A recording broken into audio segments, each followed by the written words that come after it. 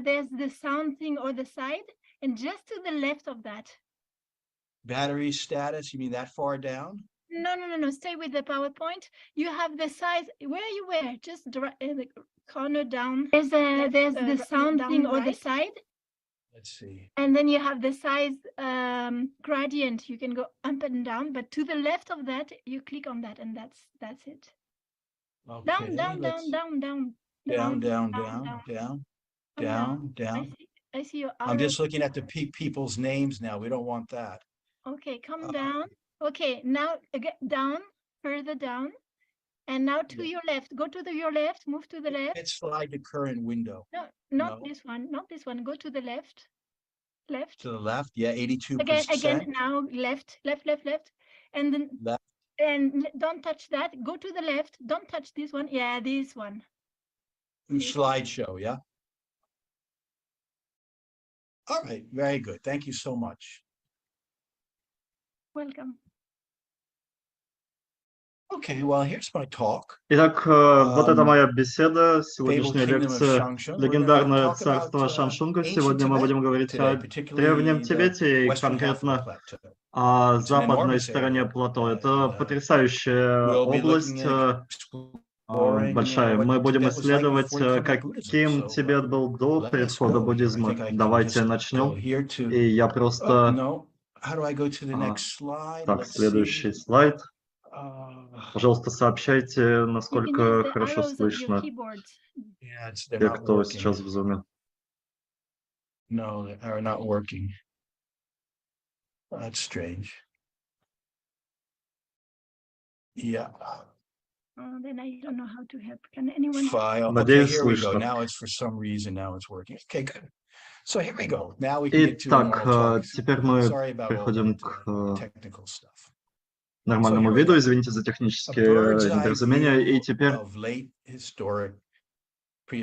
обзор исторической, доисторической цивилизации Тибета. И мы будем смотреть на географию, методы, цели, памятники, наскальное искусство, артефакты, находки, а также, в конце концов, вопрос, что такое Шанг Шунг и Шанг Шунг ли это. Спасибо большое за обратную связь. Итак, Тибет, окружающая территория. Давайте дадим вам небольшой обзор. Я думаю, большинство знакомы, где Тибет, что Тибет такое. Но если нет, то вот карта Тибета и окрестностей. Вот эта карта показывает старый тибетский автономный регион, но в древности это был внутренний Тибет. Тибет также распространялся на все внешние области на восток, конечно, Камамдо, но вот эти обширные местности, это также часть культурного Тибета, и культурный Тибет, это, конечно, на самом деле включает обширное плато, это очень такая единая и важная земля, очень сильно повлияла на климат вообще земного шара, и мы смотрим здесь вот эта местность.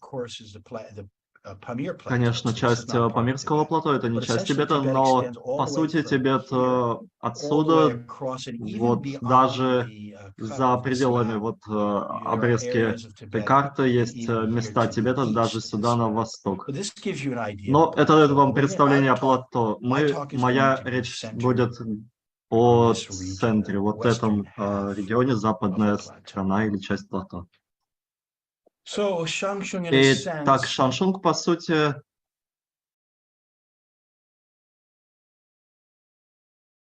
Шанг Шунг можно увидеть вот как эту западную сторону плато, или Верхний Тибет, все на север Трансгималаев, на запад от Ласы, включая и все эти огромные местности больших озер. Мы будем говорить... Одна из моих карт из другого источника, но на самом деле восточная часть, Дальний Восток Верхнего Тибета, это то, что известно как Сумпа традиционно. Мы будем говорить о том, что такое Сумпа, что такое Шанг Шунг, насколько мы можем Давайте продолжим. Это Тибетский автономный регион, административная карта, то, как Китайская республика сейчас разделяет внутренний Тибет или ТАЭ. И вот эти маленькие точки, желтые точки, это те места, которые я исследовал за последние 25 или сколько-то лет, 30 лет. Все вместе. Ласса вот здесь, чтобы вы понимали. И мы будем смотреть на всю эту обширную сторону на запад, что включает части того, что сейчас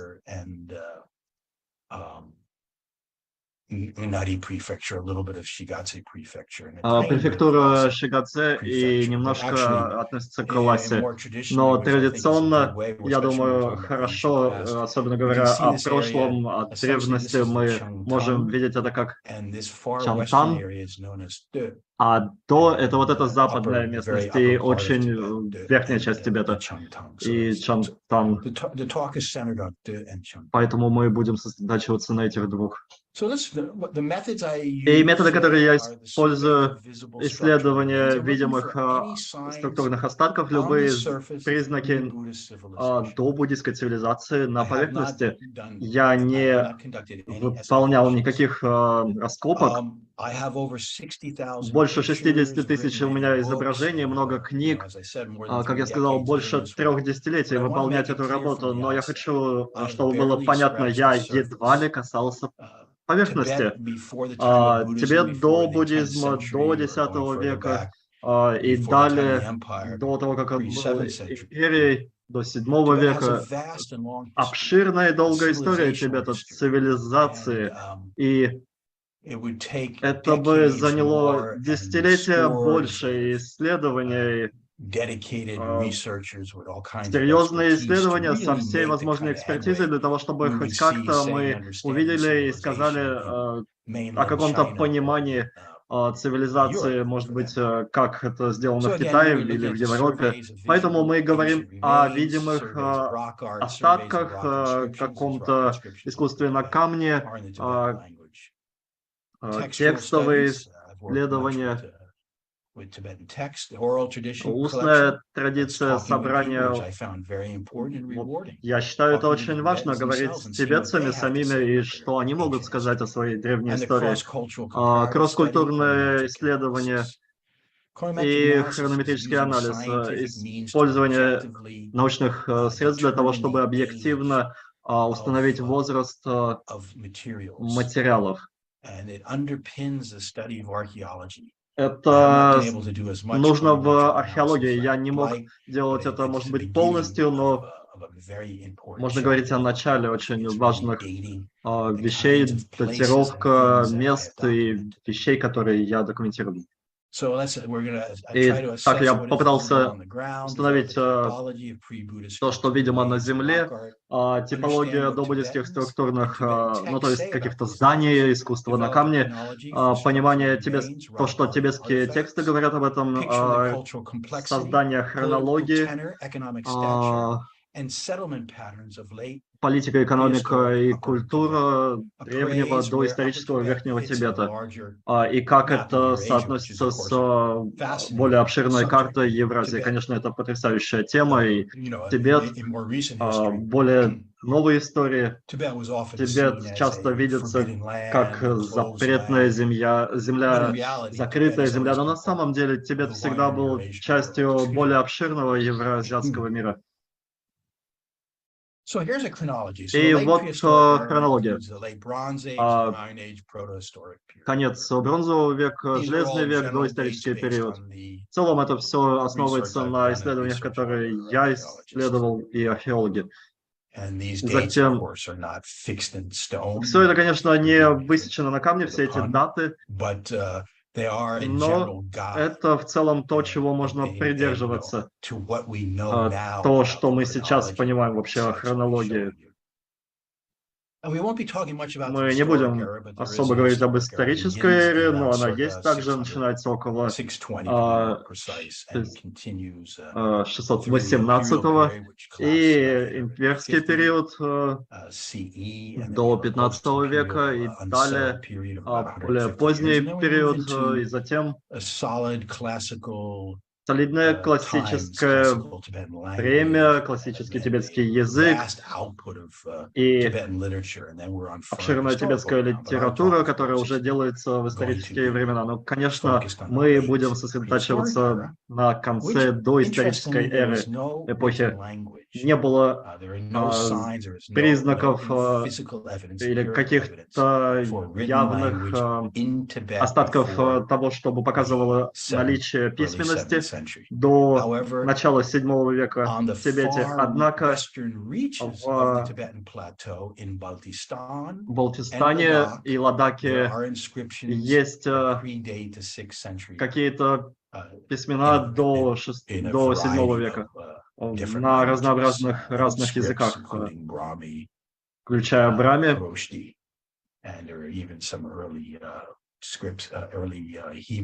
и ранний иврит, и Китай. Ну, то есть там, где местности соприкасались с другими культурами, Ладак или Пакистан. Мы не будем об этом сегодня говорить, это вообще про другое должна быть беседа. И здесь просто небольшое представление о людях Верхнего Тибета, вот этой западной части плато. Также я не буду вдаваться в детали, у нас всего лишь час, но я дам вам одну, может быть, небольшую общую информацию. Более поздние исследования, последние несколько лет, и в этом году, в 2023, показывает, что тибетский геном был на месте этого плато около 5000 лет, то есть где-то начиная с 3100 года до нашей эры. Геном, конечно, обладает какими-то региональными компонентами, но тибетцы, как мы их знаем сейчас, они были вот на этом плато непрерывно последние 5000 лет. Поэтому мы видим с точки зрения генома тибетцев, что он сформировался настолько давно. И даже сейчас в основном они разделяют общее. И это не значит, что никакие люди не мигрировали за все эти 5000 лет. Конечно, это было, но не было какого-то искажения и изменения тибетского генома за это время. Артефакты доисторической эпохи в Верхнем Тибете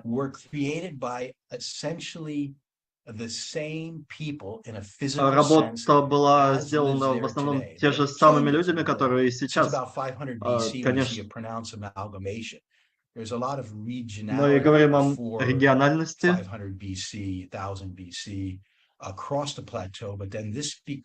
Во всем этом плато, но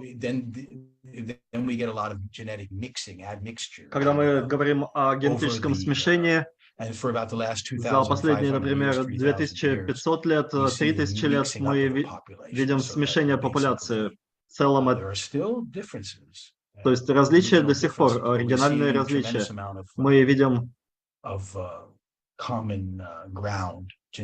то же время общее между, например, Амдо, Камом, всеми частями Тибета. Поэтому ясно мы видим отдельную географическую сущность тибетское плато и отдельных людей, народ, которые сопровождают или населяют это плато все это время. Итак, это карта, нам на самом деле не надо привязываться к вот этим местам. Это места, которые я исследовал. И на что мы будем смотреть, насколько мы можем. Это какие-то структуры, ну, то есть какие-то памятники. Самое важное — это каменные здания. Они индикаторы этого обширного региона. Это часть архитектуры. Вот эти каменные структуры Тибета, они другие, чем мы найдем где-то в других местах мира. Также в других местах какие-то захоронения, ритуальные памятники. Мы немножко об этом поговорим. Я не буду говорить все это одно за другим, потому что у нас так времени не хватит. Сельскохозяйственные структуры. Какие-то каменные каналы ирригации, земляные работы — это то, что я также исследовал за последние 3 десятилетия. И теперь поговорим о каменных зданиях. Мы находим их в Европе и в Среднем Востоке. Железный век. Кельтские регионы, также Средний Восток, мы находим все каменные постройки, которые восходят к бронзовому веку и так далее.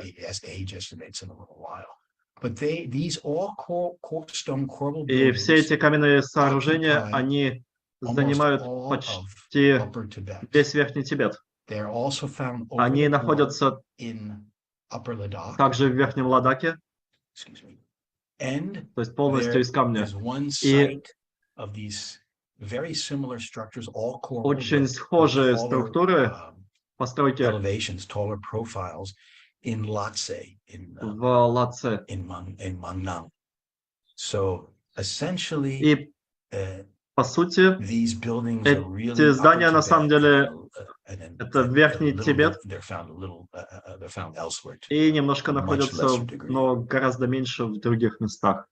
И здесь художественная реконструкция того, как эти здания полностью из камня выглядели. Здесь мы видим фортификации и другие постройки. И я хочу поговорить о Гекко Карлункар.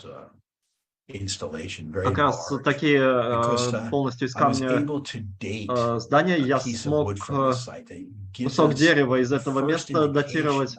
Это дает нам первое приближение, насколько старые эти постройки. Давайте немножко поговорим об этом месте. Это одно из множества структур полностью из камня. Мы видим очень массивное, очень тяжелые, даже вот в одной в одной комнате это просто тонны. Это очень необычная форма архитектуры. Не как в других местах мира тибетцы не развили.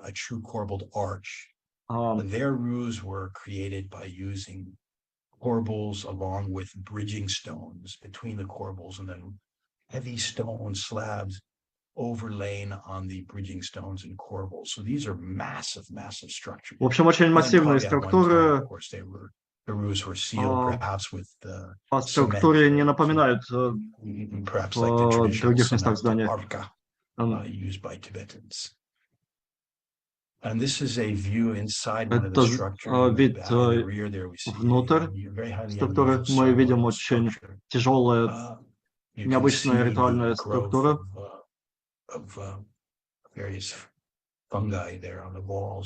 Мы видим грибы растут на стенах. Это очень старое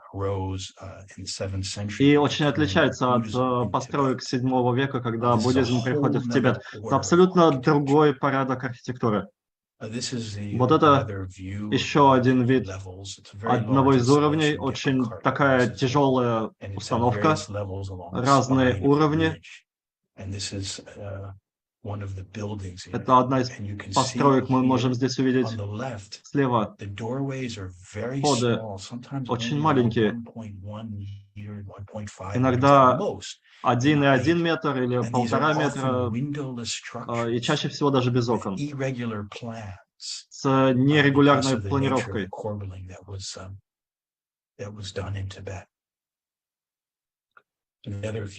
Еще один вид этой структуры – это подземные структуры в другие секции Гекко Карлун. А демон-победитель – долина замка. 4000 метров высота.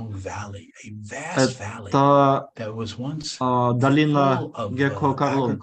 Очень обширная. Когда-то было просто поля сельскохозяйственные. Но в потрясающем потопе большинство полей были смыты.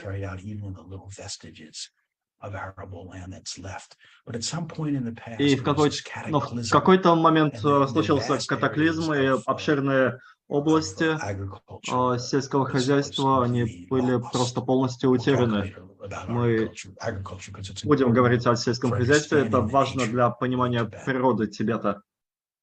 В любом случае, на что я хотел обратить ваше внимание, 8-сантиметровый кусок мягкого дерева, 200 или 100 лет до нашей эры. Вот этот маленький кусок был датирован всего несколько сантиметров в диаметре. Мягкое дерево, так что, скорее всего, оно было использовано и срублено вряд ли. То этот кусок дерева воплощает какой-то древний деревянный артефакт, или что он использовался конкретно в структуре, но этот кусок дерева скорее обозначает это указание, это первое указание. Мы не можем сказать точно, когда вот это Гекко Карлун было основано, но есть большая вероятность, что между, то есть 200 и 100, то есть 200 лет до нашей эры, 100 лет нашей эры, между вот этими датами. И есть даже каменные постройки, которые предшествуют этому и относятся где-то к 1000 году до нашей эры, может быть, ранее. Я покажу вам скоро. И давайте посмотрим еще на несколько вот этих очень древних образцов архитектуры, которые сделаны полностью из камня. Тут нет молитвенных флагов, тут нет камней мани. То, что типично находится в буддийских местах. Эти места были давно заброшены и считаются заполненными духами.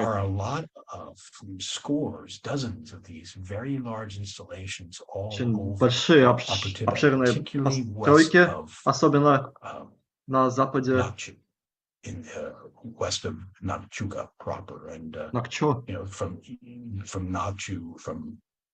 Naksan west, from Наксан на запад.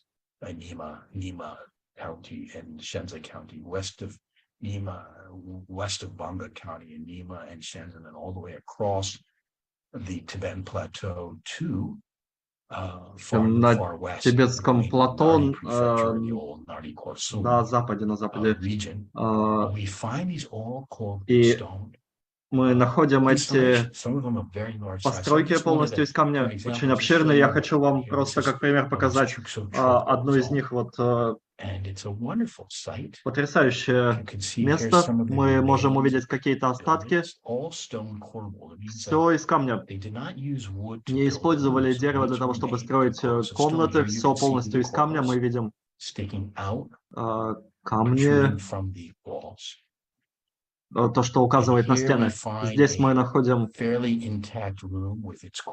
достаточно сохранившуюся комнату. крышей.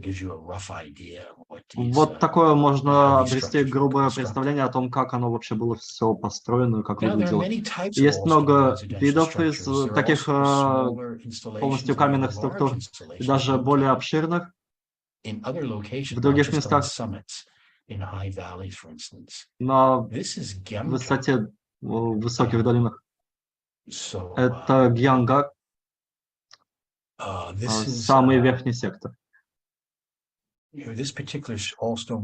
Вот эта конкретная структура находится в сердце местности Кайлаша, то, что считается очень святой землей.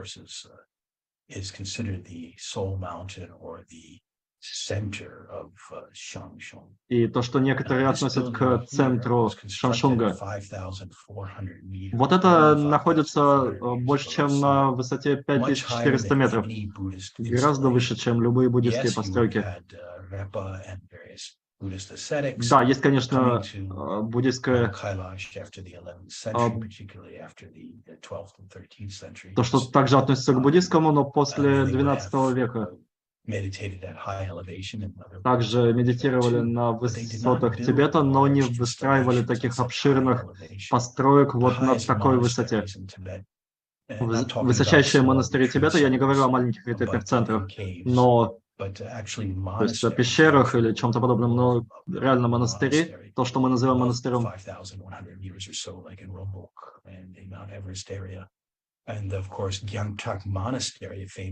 5000 метров, на высоте 5000. Погюпинский монастырь, который гораздо ниже, на высоте 5100 метров. Это место называется Монбу. Также здание полностью из камня. И мы находим тот же самый тип структуры. Даже в регионе Гуге, это обширный регион между Западом и Трансгималаями, кажется. Вот этот регион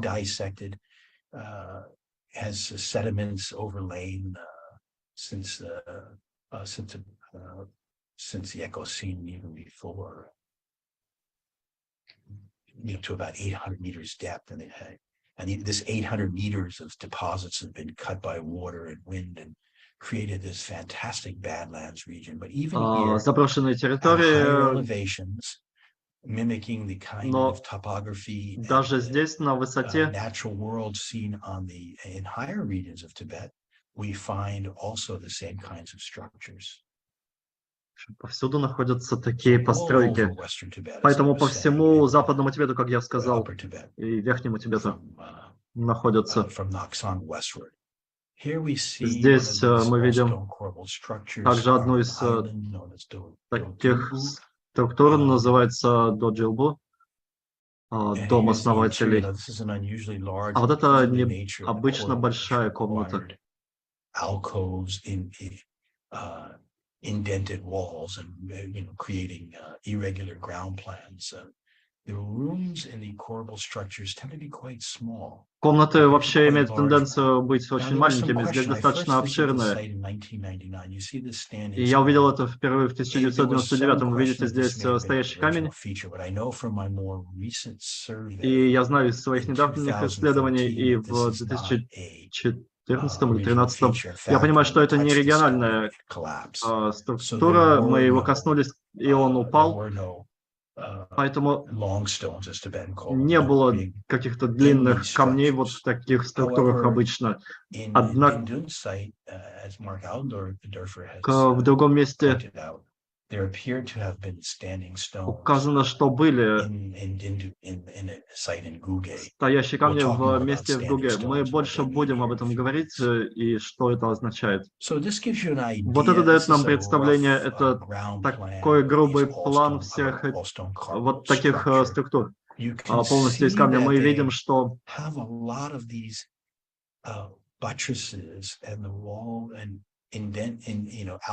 Стены, альковы. They're indented, and so this is necessary to support the very heavy roofs. Another example here.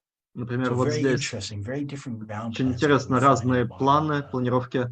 In more modern structures that arose in Tibet later in the 7th century. То, что мы находим в более поздних постройках в Тибете, мы видим все эти разные углы, и все это нужно для того, чтобы поддерживать вот эти очень большие стены. Поэтому это похоже на норы, и они без окон в основном, частично под землей, похожи на пещеры. Но также структуры — это Шири Монкар, пещера-крепость, также относится к доисторической эре Гуге, Чанце. И в Гуге во многих местностях немного камней, которые подходят к этому. Где-то вообще нет камней. И здесь для того, чтобы приноровиться к этим заброшенным землям, топографии, отсутствию камня, что-то делается из дерева вместо камня. Вот это еще один вид. Я датировал дерево двух образцов, 3 разных оценки радиоактивные в таких же схожих структурах. Одно в Гуге, другое западный Шантан от 3 века к нашей эры до 7 века нашей эры.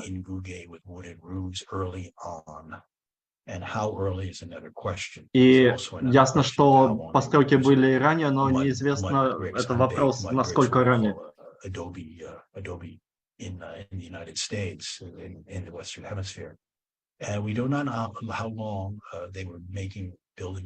Мы не знаем, как долго делали эти постройки с использованием дерева.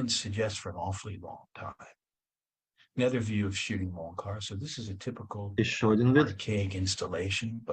Это типичная постройка, которая сделана из камня и дерева.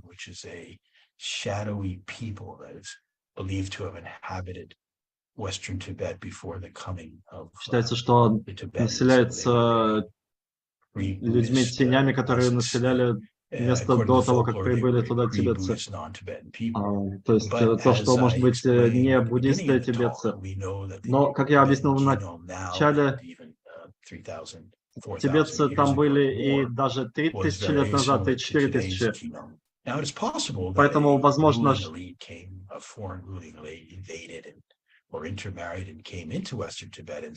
что прибыли в Западный Тибет и осели, но последние генетические исследования,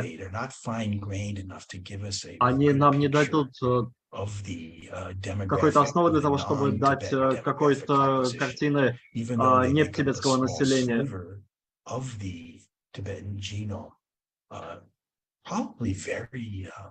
Probably very significant in terms of their cultural impact, and we'll be looking a little bit at foreign influences later in the Мы будем говорить о влияниях. Walden Longstone. So now we're going to go to Doreen. What are the Longstones? Doreen, длинные камни. И есть 2 особых памятника, видов памятников длинных камней в Верхнем Тибете.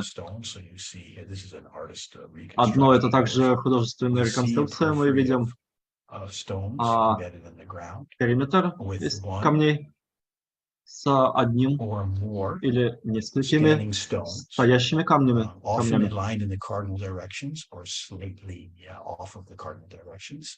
Часто все это организовано по сторонам света, иногда с входом. Мы можем назвать это восточной стеной, и длинные камни на восточной стороне, иногда и по другим сторонам. Но камни на западе и направлены на восток, практически без исключения. Я исследовал дюжины на Верхнем Тибете.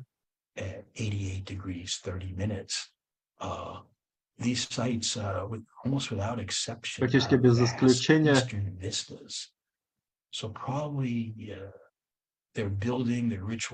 Наверное, это использовалось и было связано как-то с Солнцем. Вот эти камни встречаются среди каких-то ритуальных и похоронных построек. Но вот эти колонны не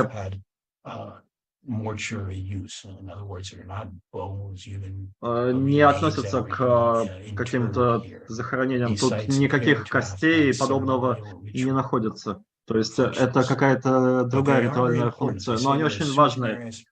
Они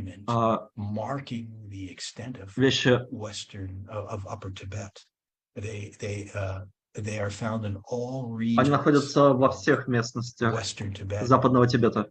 Во всех регионах Верхнего Тибета, на запад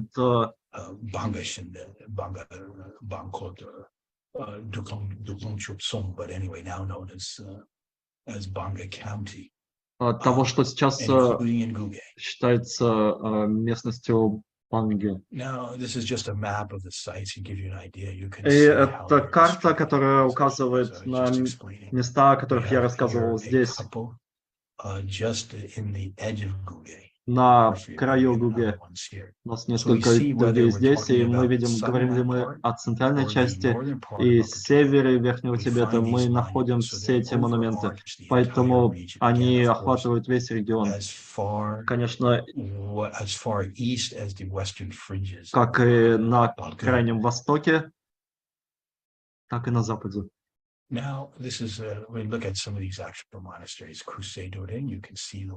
здесь мы можем видеть также стены, все хорошо сохранилось, но камни, которые показывают стены, и длинные камни.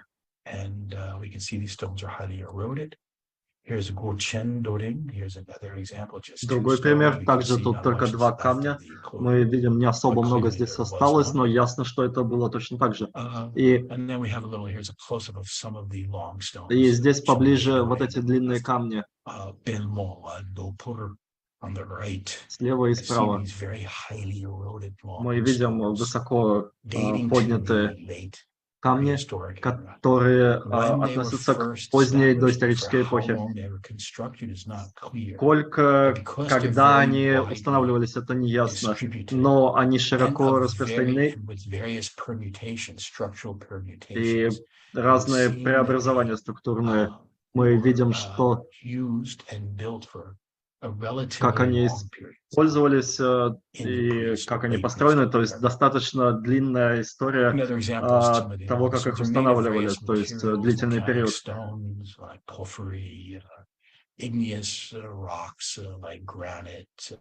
Гранитные камни и другие виды камней.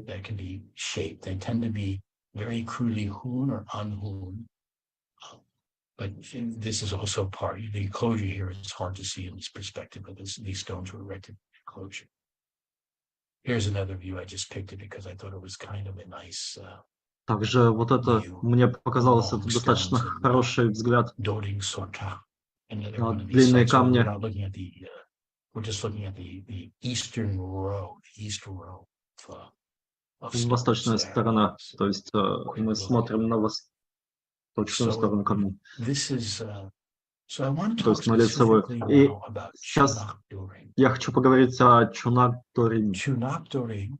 Длинные камни черной воды.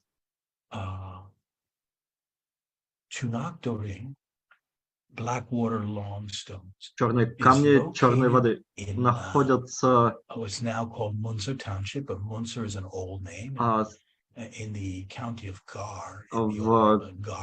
регионе Кар, Munster, of course, is an old name. It means the scattered remains of the moon, and so Старое it's название part of that Western обозначает Tibetan folklore that at one time что-то как разбросанный. there was a tribe known as the Moon that inhabited the region. Было племя, которое And why I населяло want to этот show this регион, site то is есть because связано it's с ними. located in the Chunag Valley, which is upstream of Kardom, which is the best candidate we have for the old kingdom of Shang Shung. Это связано со старым царством Шанг Шунгом, как оно описано в старых тибетских текстах, наверху потока Кардон.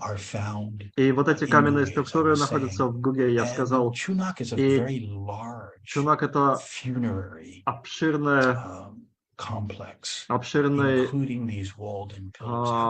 поминальный комплекс, from other walled and pillar sites. Также There is a much more включая conventional walled and pillar site even further downstream in стены и камни колонны. near Kyungwon village.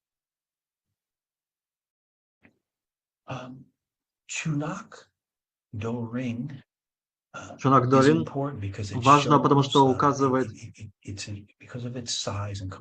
из-за сложности и размера. Много лет назад я делал предварительное исследование в 2002 и передал информацию китайским археологам, и они через несколько лет приехали и выполняли раскопки. И они пришли к выводу, опять же, на поверхностном исследовании, они пришли к выводу, что это было место резиденции, и то, что было домами и, видимо, какими-то погребальными постройками, но там нет каких-то глиняных изделий. И мы можем видеть параллели с другими погребальными комплексами Старого Тибета, поэтому это ритуальное место, а не место жительства людей. Давайте здесь продолжим. Здесь опять же камни стен и колонны. Сколько там их было изначально, этих колонн, неизвестно. Сложно сказать. Но сейчас у нас только две колонны на этом месте. Другой взгляд на эти колонны, и далеко внизу вы можете увидеть мой курсор, куда указывает. Это Кардон.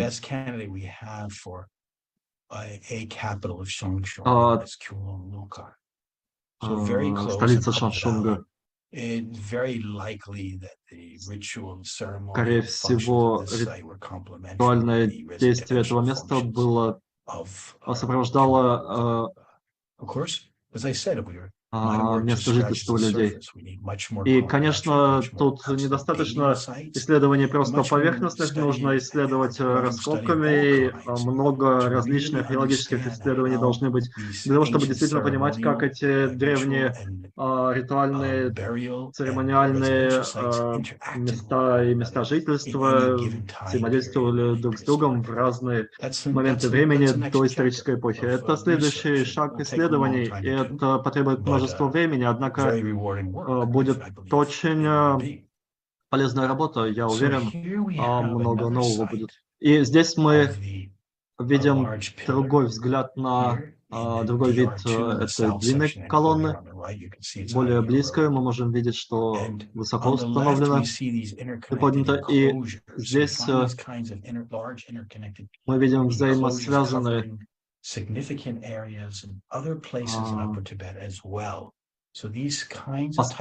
постройки или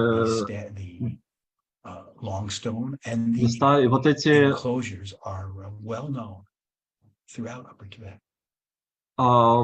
вещи, они вообще очень хорошо известны в Верхнем Тибете. Еще один вид. Это, опять же, не фундамент для дома, это не основа гигантского шатра, это супер структура ритуального характера может содержать человеческие остатки, или были ли они использованы для ритуальных целей, или неясно сейчас. Мы поговорим больше об этом через пару минут. И хочу указать вам здесь, это кордон первое. Второе, где вот эти места захоронений, Гурджам, впервые были раскопаны, раскрыты в 2006, наверное. Нужно отследить.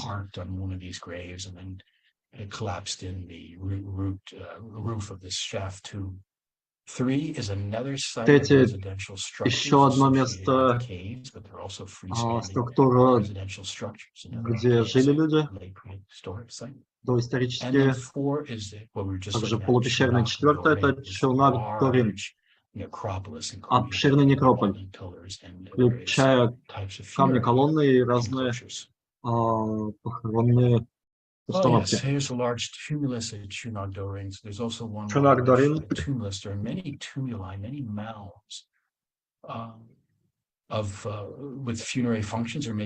Обширный курган.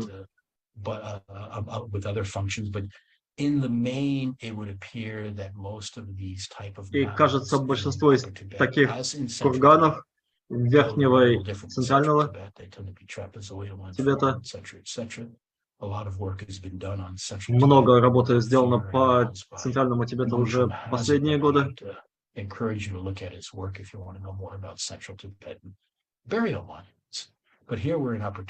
Здесь мы говорим о Верхнем Тибете.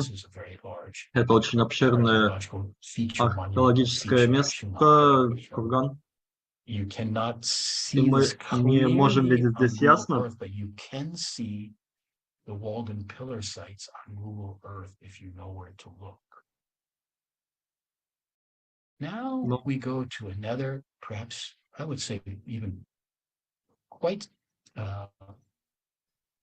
и другое достаточно замечательное, то, что я считаю по размеру, по протяженности, другой тип памятников, и это я называю захоронение длинных камней, некрополь.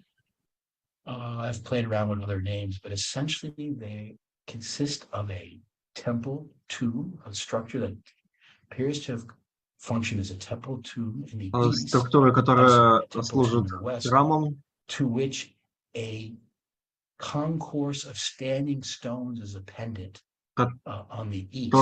на восток которой вот эти стоящие камни. Такие места, они также по сторонам света ориентированы.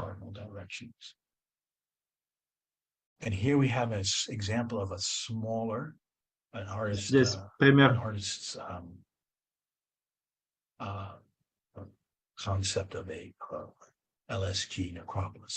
меньшего некрополя. А здесь примеры художественной реконструкции более обширных, гораздо более обширных некрополей с стоящими камнями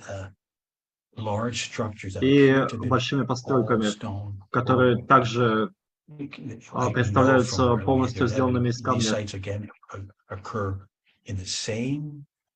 В этом же регионе, на той же территории, что и стены из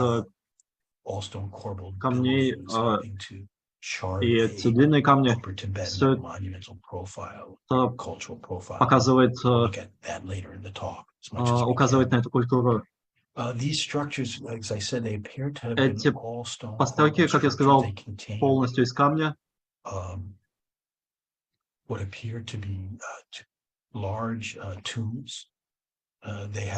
Содержат, там нет дверей, нет окон. On a few sites we see hints of the corbelling. What I also want to show you, excuse me,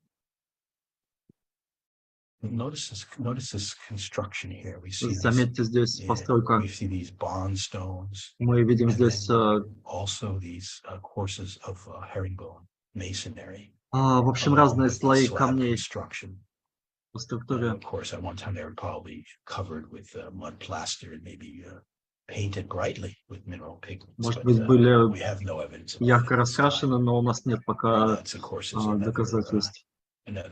Это вопрос другой главы археологии для того, чтобы лучше понять эти вещи, даже, может быть, на микроскопическом молекулярном уровне.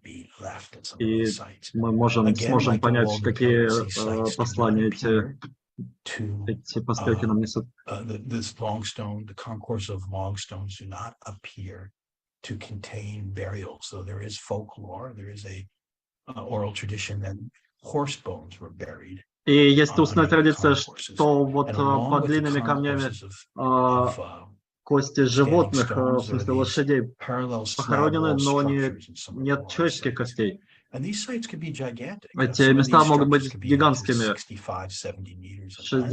65-70 метров в длину и до 3000 или даже больше 3000 стоящих камней. Посмотрите на картинку. В любом случае, это наиболее обширные монументы длинных камней во внутренней Азии где-либо. Здесь, опять же, у нас есть вот где эти длинные камни, таких некрополей. Та же самая местность, что и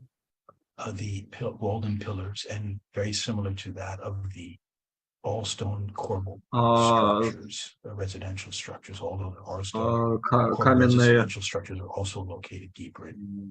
дома, ну или крепости, о которых говорилось ранее, и отдельно установленные длинные камни.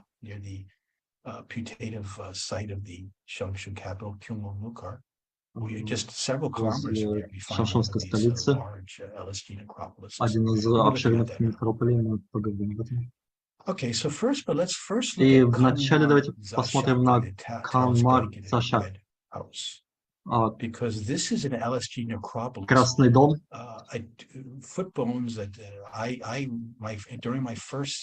И в моем первом исследовании я посетил и исследовал место и смог собрать два образца костей, руки и ноги, и они датированы 500-800 лет до нашей эры. Это примерное понимание, насколько стары могут быть эти постройки. Эта гробница находится между двумя комплексами.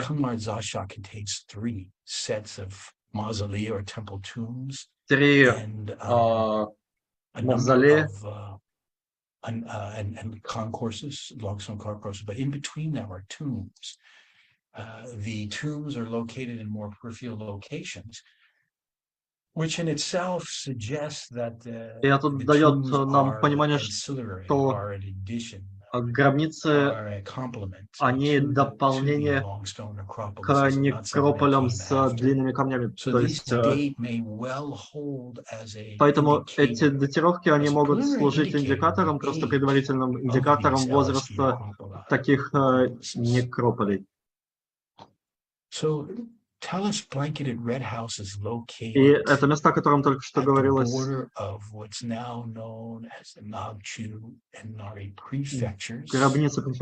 граница префектуры Накчу и Нари.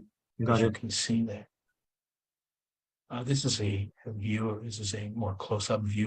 более близкий взгляд, ведь мы можем увидеть на севере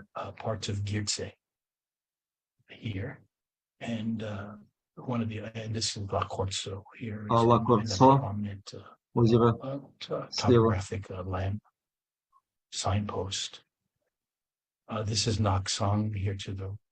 Цан, right, and then this area here справа, would be Gyertse, здесь Герце. There are also more ancient aspects of Gyertse, particularly to the south here, parts of earlier clan. Также к югу какие-то древние, that still exist in the area. видимо, I постройки. won't be able to talk too much about oral history and ethnography, not even too much about text today. I'm sorry about that. But Извините, слишком много про географию, но хотел дать общий обзор, обзор археологии, насколько возможно, и текстовые исследования позже, насколько я могу. И опять же 3 комплекса стоящих камней и гробниц храмов.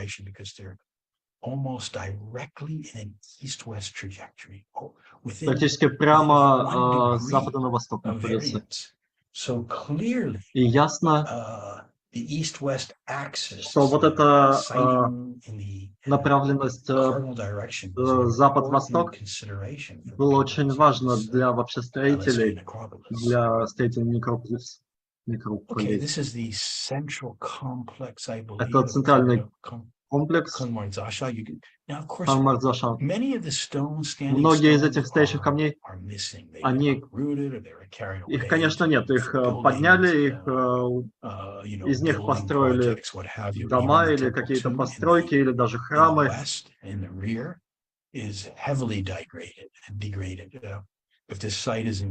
Но все равно неудивительно, потому что это очень старая постройка, и это западный комплекс. Мы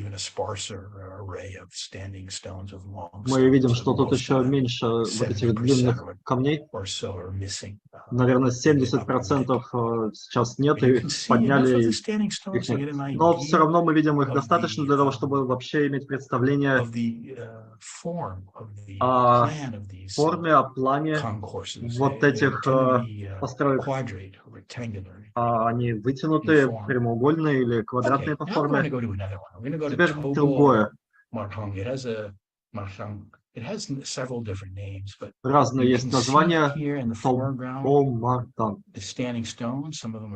Мы видим, что какие-то камни подняты, также их нет. И вот это обширная на западе постройка. Также я хотел сосредоточиться на этом, потому что это очень близко к столице Шанг Шунга. Находится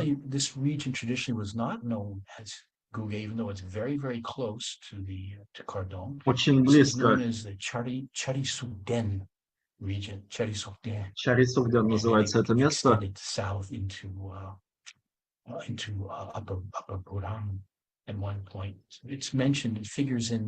И протягивалось до Бутана, и оно упоминается в древней истории Шанг Шунга из традиции Йондонбо. Другой вид.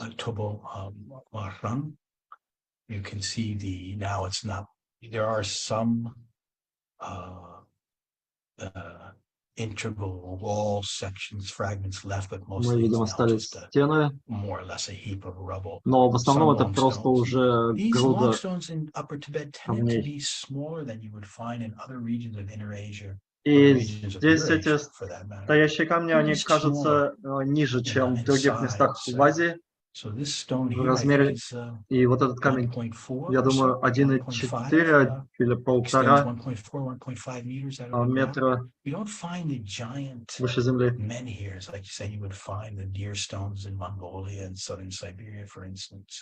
А камни в Монголии, в Сибири, видимо, выше. Think of dwarf willow. Instead of large willow trees you would find in low elevation, or large poplar tree you would find at lower elevation. The trees here tend to be smaller. И деревья также здесь тенденция, они более карликовые.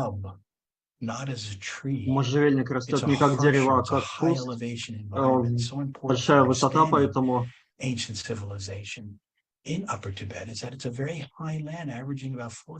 высокий регион, 4700 метров на уровне моря, даже здесь около 4500 метров. На самом деле высочайшие земли, где человеческая культура вообще укоренялась. Это очень уникально. Люди с значимыми артефактами и памятниками. Вот еще один вид, наиболее сохранившаяся сторона. Я уверен, что это север. Мы можем увидеть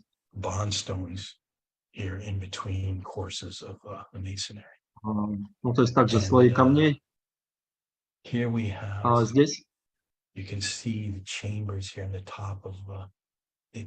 комнаты.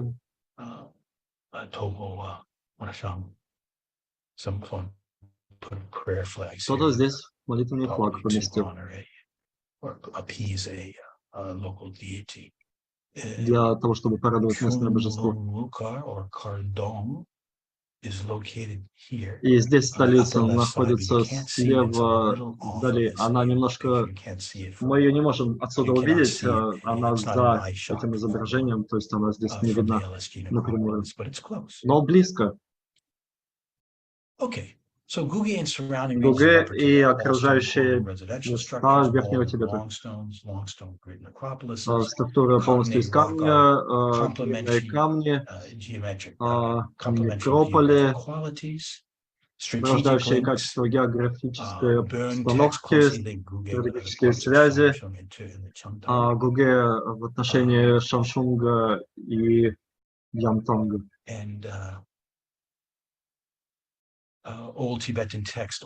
И старые тибетские тексты также упоминают Верхний Тибет как регион, который достигал Гуге и другого места. Интересные бонские исторические биографические тексты, которые говорят о Гуге как о Шанг Шунге, буддийские тексты. И даже более поздняя классическая история Тибета говорит о Гуге как о Шанг Шунге. И даже бонские тексты говорят о Гуге и других частях Верхнего Тибета, и вот это место Гуге по Лапону Тензин Намдаку, выдающемуся бонскому ученому, это известно как Карак. Это ранее... Гуге это на шаншунском языке. И многие топонимы и места в западном Тибете также.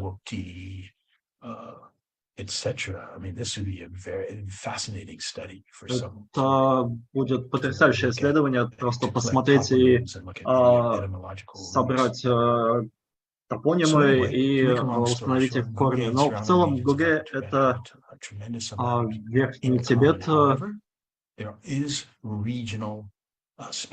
и есть региональная специализация, гробницы и так далее. Разные виды гробниц.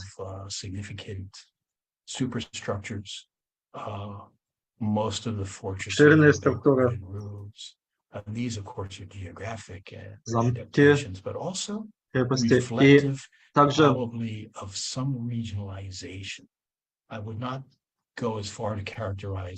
я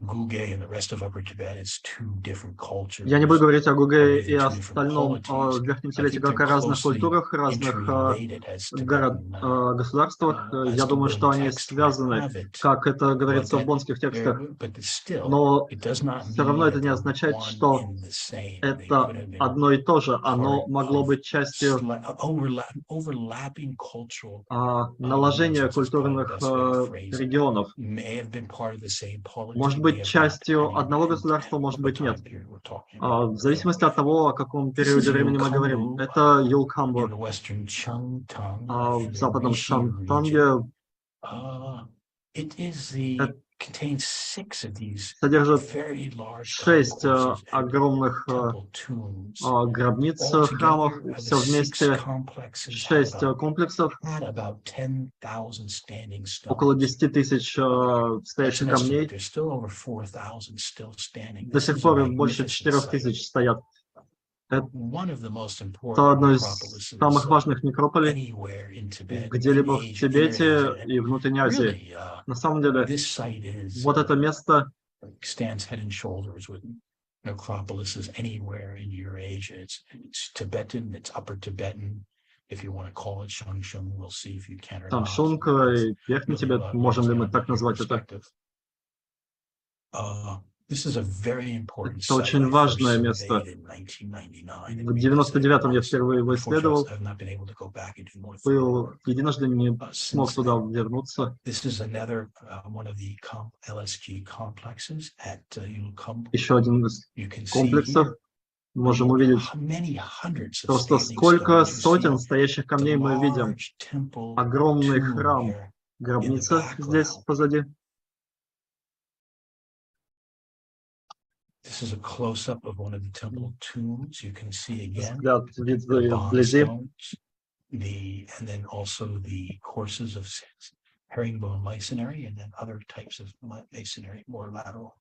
Разные виды камней.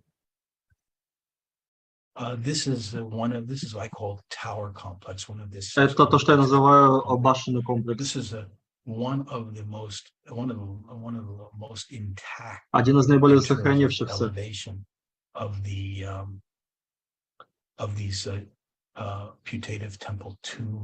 Из гробниц храмов. Очень ценный. Монумент никак не связан с буддизмом. Это другой Тибет, который забыт.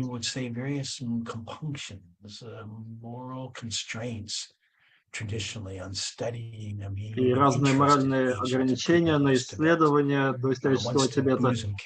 Как только буддизм пришел,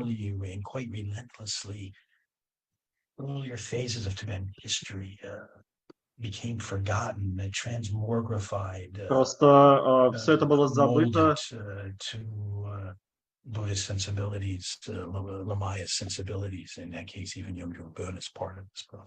И даже Юнгдун часть этого процесса. И мы не можем долго на этом останавливаться, но просто вкратце феноменальные сверхструктуры, суперструктуры. И что в Земле мы можем классифицировать суперструктуры, но какие-то из них, может быть, не действовали как гробница, но хотя я документировал тысячи таких, я не говорил, ну то есть не было раскопок, видимо. Что у нас по времени?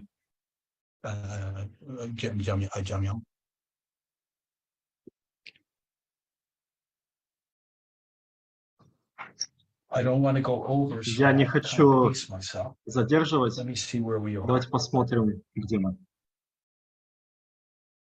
А мы уже задержались.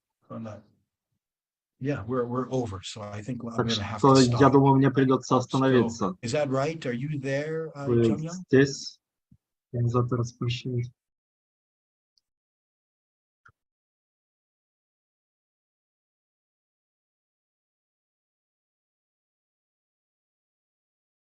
Okay. So I think we must be over here. Someone has written something on my screen. Кто-то что-то пишет на экране, не знаю, как они это сделали, но сделали. В любом случае. Graffitied. Does anyone know what's happening here? Let me share my screen here. Chat. Are you there, Jung? Hello, hello, hello, hello. John, hello. You have a suggestion to stop sharing because of this graffiti, and Yeah. I don't. I don't know. How do I stop sharing? Stop share. Yep. Here I am. Итак, So, I don't know how the graffiti, я не знаю, как эта надпись там came onto появилась, my, PowerPoint, but it did.